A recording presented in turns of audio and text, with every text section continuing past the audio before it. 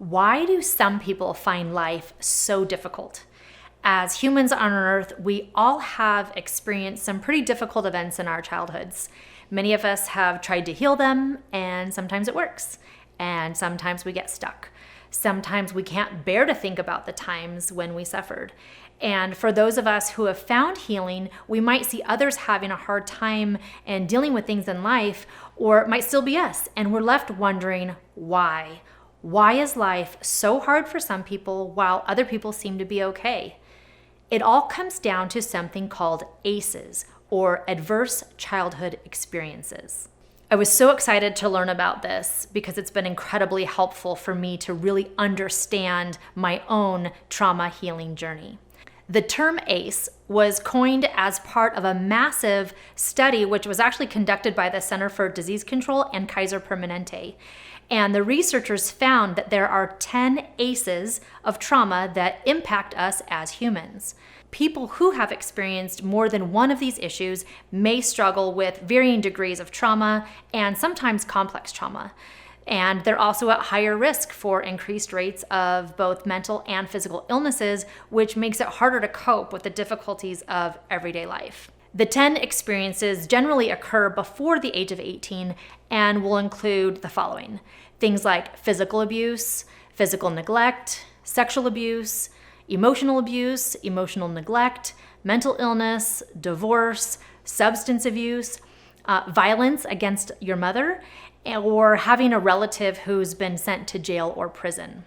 These adverse childhood experiences create levels of toxic stress, which can actually shape our perspective on ourselves and the level of safety that we're able to feel in any given relationship.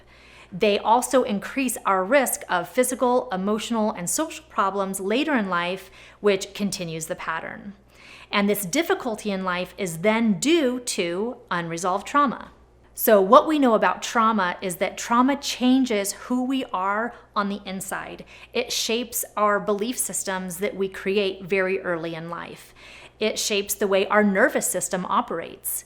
And these behaviors in our lives aren't a choice, but actually a reaction to the trauma and our inner system that's trying to keep us safe.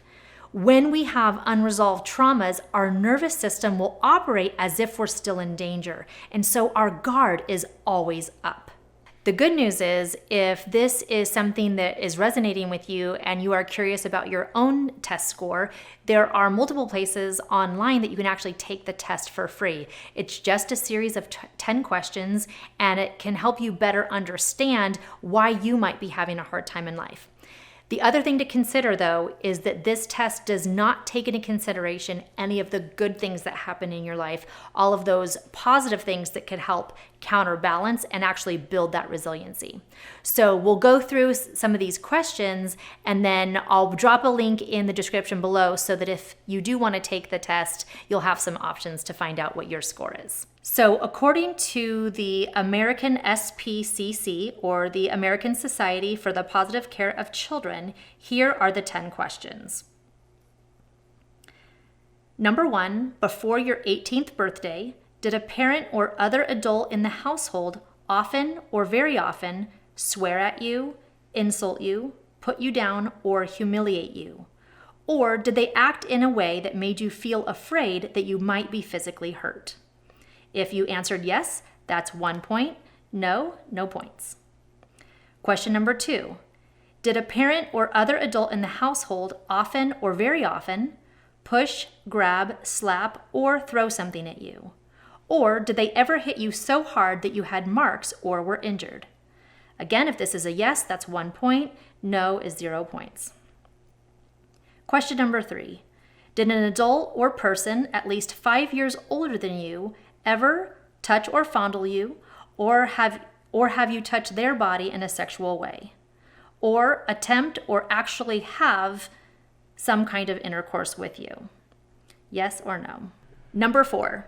Did you often or very often feel that no one in your family loved you or thought you were important or special? Or your family didn't look out for each other, feel close to each other, or support each other? Question 5. Did you often or very often feel that you didn't have enough to eat, had to wear dirty clothes, and had no one to protect you? or that your parents were too drunk or high to take care of you or take you to the doctor if you needed it. Question 6, were your parents ever separated or divorced? Again, this is all before the age of 18.